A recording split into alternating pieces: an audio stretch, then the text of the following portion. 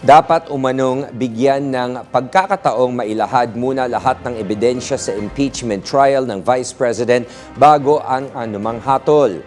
Ito ang panawagan ng bagong impeachment advisor ng Kamara. Tinutukan yan ni Judea Bernardo.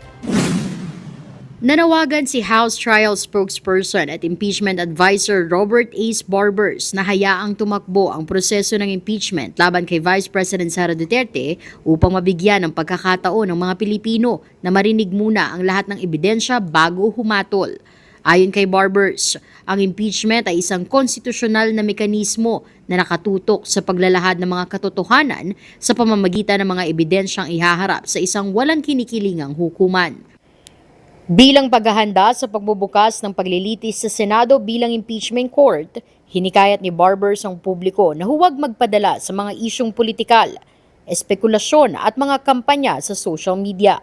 Binigyang diin din ng dating mambabatas na dapat manatiling nakatuon ang lahat sa maayos na pagtakbo ng paglilitis nang walang magiging delay.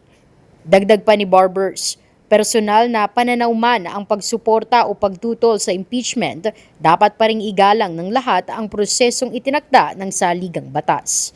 Iginiit din niya na ang Senate Impeachment Court at hindi ang mga politiko o ang mga komentaryo online ang may tungkuling magpasya sa kaso batay sa mga ebidensyang ihaharap. Para sa DATV News, ako po si Judea Bernardo, nag-uulat. Maraming salamat sa iyo, Judea Bernardo.